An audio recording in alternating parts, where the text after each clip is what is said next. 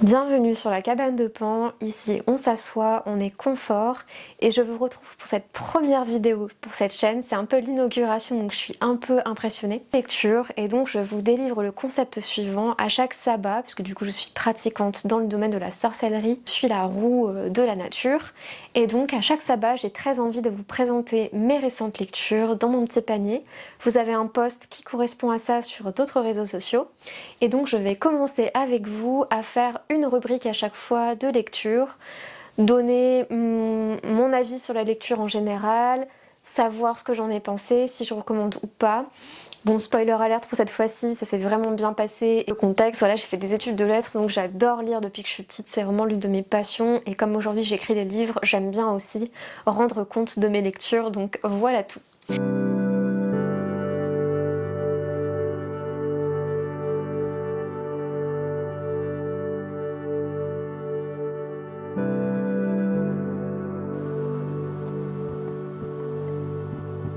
On va commencer sans plus attendre avec la star de ce rayon de l'année puisque du coup j'ai lu les livres que j'ai lus du 21 juin au 1er août, en tout cas à l'heure où j'enregistre la vidéo. Et le premier et pas des moindres, j'ai lu ce livre-là de Katie Adastra que vous connaissez très certainement sur les réseaux. Et donc c'est l'autrice en fait d'une série grimoire par rapport à la magie des sabbats justement et je me suis dit que c'était une belle occasion de commencer le propos avec ces ouvrages par rapport à mes lectures de sabbat. Et donc à chaque fois vous retrouverez forcément l'un de ces ouvrages.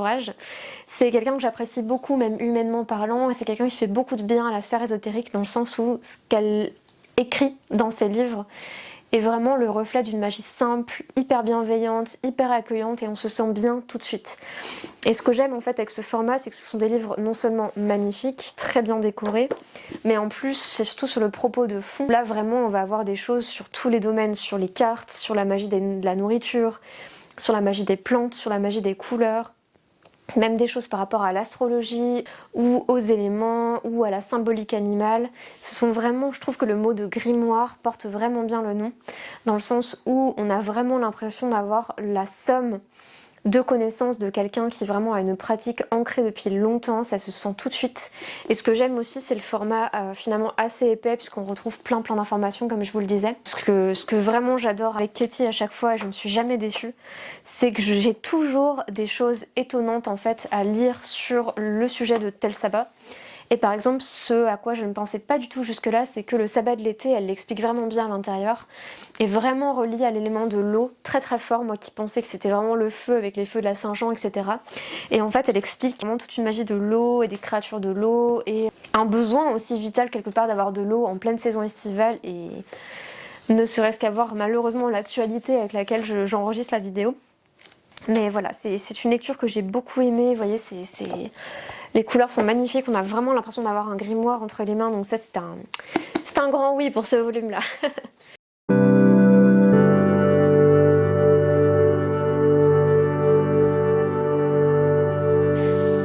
Ensuite, dans mon petit panier, je vais pas l'appeler roman parce que je suis pas sûre qu'on le mette sous cette étiquette-là, mais j'ai lu ce livre-là que vous avez certainement vu passer sur la figure arthurienne de la fée Morgane. Je suis médiéviste de formation, c'est vrai que j'ai toujours à cœur de découvrir des choses par rapport à cette matière médiévale et ce qu'on appelle la matière celtique aussi, et c'est vrai que le personnage de Morgane est un personnage duquel on ne parle jamais à proprement parler.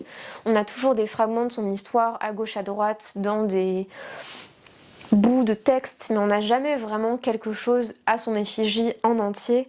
Et donc là, le pari est vraiment réussi puisqu'on a un ouvrage en fait composite. À la mode médiéviste, en fait, on fait ça quand on a par exemple des textes qui est non linéaire et dont on a seulement des fragments, et en fait on va coller les fragments entre eux de façon à faire comme un patchwork. L'auteur a décidé de mettre des bouts de texte, notamment des poèmes qui sont magnifiques, presque incantatoires, entre chaque chapitre, et chaque chapitre correspond à un ou plusieurs fragments de texte qu'on a retrouvés. Et ce que j'ai apprécié aussi, et ça c'est quelque chose qui manque souvent je trouve dans des livres poche ou presque poche, c'est qu'on n'a pas forcément de couleurs, on n'a pas forcément d'illustrations, et là on a le privilège d'avoir des illustrations pleines pages qui reprennent le visuel très coloré de manuscrits. Enfin, la reproduction est très chouette et connaissant les couleurs des manuscrits de base, on a quand même, il y a même des pages comme ça totales. C'est juste fascinant et en fait du coup j'ai vraiment senti le personnage de Morgane différemment que si je la croisais juste dans un bout de texte parce qu'elle est toujours en lien avec des personnages masculins et on ne l'a jamais vraiment pour elle-même et là c'est la première fois en fait qu'on arrive à faire une telle somme et j'ai vraiment beaucoup aimé, à vrai dire j'ai eu même du mal à décrocher du livre. Je lis tous les soirs avant de dormir, mais des fois j'avoue que je me couche un peu tard parce que je suis en train de me dire mais il faut absolument que je finisse un chapitre. Il y a quand même une fil narratif assez certain, je veux dire la réécriture du coup bien sûr est en français moderne, on n'a pas de langue médiévale ou quoi que ce soit. Donc très simple à comprendre, il y a quelques mots qui font référence à l'époque médiévale mais rien de bien insurmontable, donc c'est un grand oui aussi. J'ai adoré ce livre-là, je connaissais pas du tout la plume de l'auteur et en fait en le croisant sur Instagram j'ai vu encore une fois la couverture de ce livre sur Morgane et je me suis dit bon on teste et quoi de mieux que la saison estivale pour regarder et lire des choses par rapport à des magiciennes. Vous voyez j'ai vu l'Odyssée la semaine dernière, j'ai vu aussi du coup forcément le personnage de Circé, donc quoi de mieux que Morgane pour compléter ça.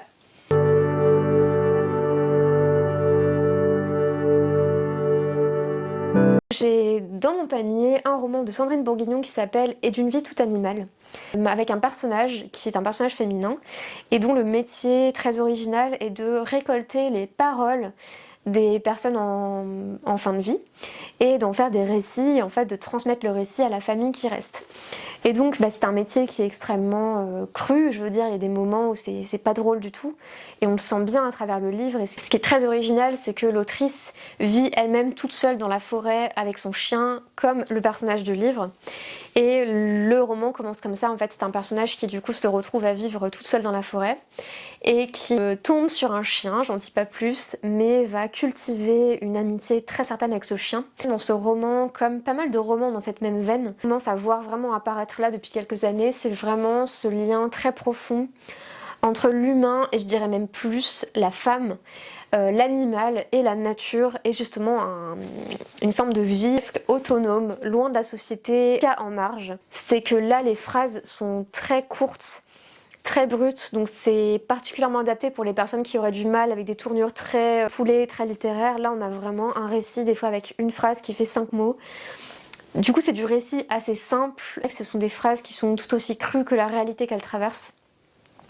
Et ce que j'ai aimé enfin par rapport à ce livre, c'est le côté carnet naturaliste et on voit le personnage qui suit les saisons qui passent et donc qui voit la nature changer et qui constate des choses et connaissant bien la botanique, ayant des herbiers depuis très longtemps et adorant les plantes en général, attentive à ça et j'ai aimé voir des plantes qu'on ne voit jamais et on voit vraiment ce sens du détail dans sa plume et malgré des phrases qui sont très courtes, très brutes, parfois crues, on a quand même le sens du détail et par exemple elle va noter que telle feuille est en train de tomber, que telle fleur est en train de faire des baies, etc. Simplicité de ce roman, presque philosophique, où parfois elle se pose comme ça, et c'est la quatrième de couverture d'ailleurs, où du coup elle se pose avec sa tasse de café et étant loin de tout le monde, elle n'a que de loisirs, que de penser en fait à sa vie et à des questions métaphysiques. Et vu son métier de personnes qui travaillent avec la fin de vie, justement que la plume en fait de l'autrice correspond vraiment bien au personnage. Donc ça c'est vraiment...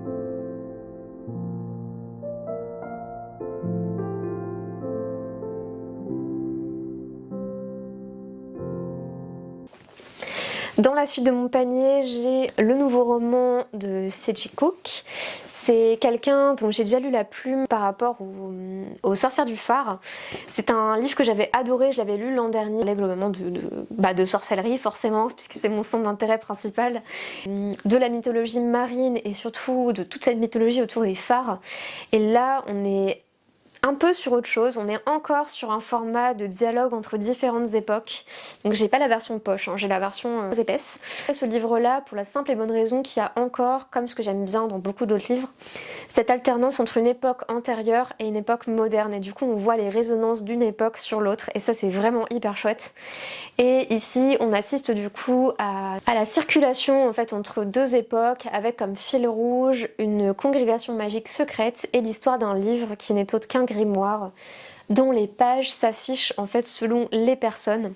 Il y a toujours un côté, une fracture en fait entre des époques vraiment très anciennes et notre époque moderne qui est très réseaux sociaux et tout et ça on le voit vraiment bien. Et en outre, bon, la couverture est magnifique, comme toute cette collection à chaque fois. Mais ce que j'ai aimé, c'est que ça se passe dans les Orcades et c'est pas un endroit dont on parle souvent en littérature. Et ça se passe au XVIe siècle, donc c'est quand même un moment charnière aussi par rapport à la thématique des sorcières. Même si ce roman n'a pas vraiment de prétention à être un roman vraiment historique, par exemple des débuts des chasses ou quoi que ce soit, on a quand même l'ambiance XVIe siècle, donc avec tout ce que ça implique, les chaumières, une vie assez rustique, notamment dans les Orcades. Je veux dire, je pense qu'il y a un moyen où c'était pas forcément facile. Ce côté très sensoriel de la vie XVIe siècle. Et aimant beaucoup en fait des choses qui ont trait à cette période et XVIIe aussi, puisque forcément on est sur le cœur des chasses en fait aux sorcières, et bien j'ai toujours beaucoup d'attentes par rapport à ces siècles-là, j'ai toujours cœur d'observer les détails en fait de ces époques-là, et donc c'est un roman que j'ai vraiment beaucoup aimé. J'ai même eu du mal à accrocher même certains soirs, pareil comme pour les autres, hein. Parfois quand je suis vraiment engagée dans une lecture, j'ai vraiment du mal à décrocher.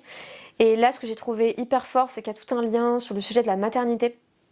Parce que du côté du XVIe siècle, que dans notre époque, il y a une question de mère et de filiation qui est hyper intéressante et qu'on retrouve déjà en soi, en fait, dans Les Sorcières du Phare. Il y a quand même quelque chose avec le féminin aussi.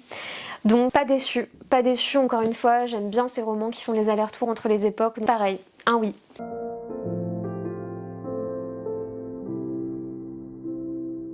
Mon panier, et il m'en reste du coup encore 2. J'ai un livre assez lourd, alors qui n'a rien à voir avec le reste, et que j'ai lu pour la fête de Marie-Madeleine pour le 22 juillet. Donc comme vous le savez peut-être, je suis illustratrice et écrivaine, et j'ai eu l'honneur d'illustrer un oracle de Marie-Madeleine il y a plusieurs années, avec la plume d'Hélène Huck. Je me suis dit que c'était trop bête de ne pas profiter de la fête de Sainte Marie-Madeleine le 22 juillet, pour ne pas lire cet ouvrage-là, donc qui est de Pascal Léger. Et c'est un livre qui navigue à la fois entre l'histoire de la sainte, ou en tout cas les fragments qu'on en a, et à la fois tout son imaginaire, la trame mentale qu'elle nous laisse, les sensations qu'elle nous laisse, et donc Chris part à fond là-dedans. Et elle décide de développer tout un tas d'images mentales qu'elle associe à Marie-Madeleine, et notamment à la fin, où elle imagine 22 cartes qui pourraient être des cartes d'oracle. Et donc ça m'a fait sourire, parce que je me suis dit que forcément, ce livre-là étant l'une des sources d'Hélène pour écrire sur le sujet de Marie-Madeleine, je trouvais ça parfait en fait de le lire moi-même des années après. Et ce que j'ai beaucoup aimé aussi, c'est qu'à l'intérieur du livre, elle analyse beaucoup d'œuvres. Donc on a des analyses de tableaux, présentation du coup en grand de Marie-Madeleine, et on voit combien en fait on a des façons différentes de la représenter. Soit on est vraiment sur la figure de l'ermite, donc tout en cheveux, et du coup sur une femme quasiment sauvage. Ça c'est une image vraiment assez typique du Moyen-Âge, puisqu'on a quand même la figure de l'ermite derrière. Puis du coup aussi derrière cette image de Marie-Madeleine tout en cheveux, elle en parle à un moment. On a aussi un lien à la carte de tarot peinture de l'ermite, puisque la carte de l'ermite c'est, en tout cas dans les premiers jeux italiens, du coup on a un personnage tout en barbe, et donc la barbe quasiment touche ses pieds, et Marie-Madeleine, quand elle est pénitente ermite 30 ans dans une des grottes du sud, et bien du coup on la montre tout en cheveux, parce qu'elle cesse, du coup, ses cheveux continuent de pousser, et donc ses cheveux lui touchent les pieds, et donc on a toute la mystique de Marie-Madeleine et de ses cheveux, et du coup on a vraiment beaucoup de pleines pages comme ça, et on en prend plein les yeux, c'est vraiment magnifique.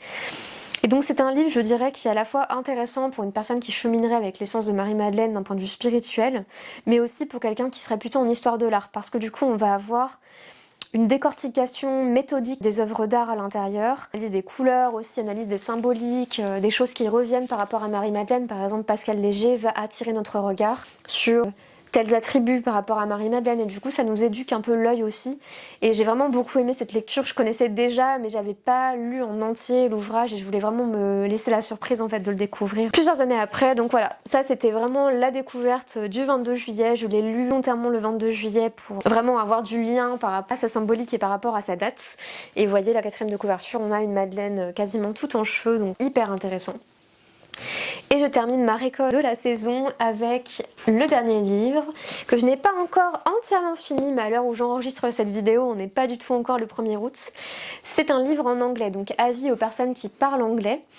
C'est un livre dont je parle dans mon propre livre à paraître dans un mois, donc j'ai un livre sur les sigils qui sort fin août, et comme vous le savez peut-être ou pas si vous me découvrez dans cette vidéo, les sigils en fait c'est une façon de tracer des symboles en ésotérisme qui rassemble les lettres d'un mot ou d'une phrase ou qui concentre une intention. Ce symbole là du coup qui est unique, comporte en fait toutes ces lettres, à l'intérieur de ce symbole en fait on a caché une phrase ou une intention.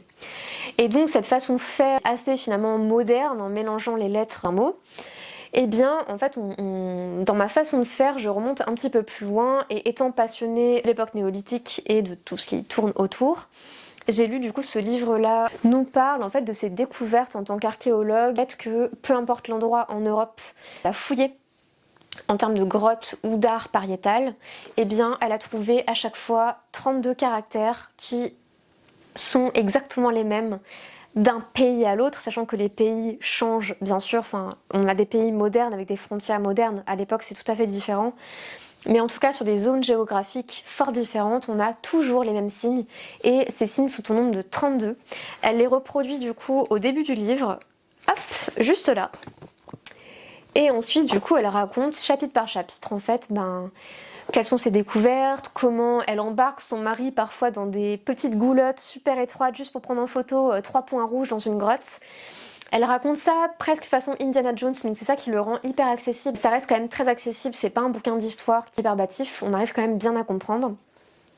Et surtout ce que j'aime aussi, c'est qu'à partir de la moitié du livre, elle aborde des côtés plus pratiques sur comment est-ce qu'on fait de l'art pariétal en fait, présumément à l'époque, quels outils on utilise, comment est-ce qu'on broie le pigment, comment est-ce que le pigment tient sur la pierre, comment est-ce qu'on s'y prend pour transférer le pigment de notre support, enfin de notre mortier par exemple, proto-mortier sur le mur par exemple, quelles sont les différentes méthodes, qu'est-ce qu'on retrouve comme symbole, pourquoi tel symbole. Elle analyse aussi des statuettes forcément parce qu'on a retrouvé des statuettes avec des inscriptions dessus et les inscriptions elles-mêmes retombent sur son code de 32 signes. Donc je pense que c'est vraiment un ouvrage. Si j'ai une tenue différente, c'est entièrement normal puisque la vidéo, je me suis rendu compte après montage qu'elle a été coupée avant la fin et donc j'étais en train de reprendre cette lecture. Et je vous disais que c'est un livre qui est adapté à la fois pour les personnes qui n'y connaissent rien et qui ont envie de se faire une idée sensorielle du monde, de l'archéologie et de la découverte de l'art pariétal, mais je pense que c'est aussi fait pour des personnes qui s'y connaissent parce que je trouve que c'est un portrait très sensible, parfois humoristique, mais très sensible aussi tout en sensorialité de cet art-là et justement de ces recherches-là et la façon dont elle mène ses recherches. Donc c'était une très bonne lecture, je l'ai fini du coup entre-temps hier soir. J'espère que vous avez passé un très bon moment. Pour moi c'était la première vidéo donc c'est vrai que j'avais un peu de track, etc.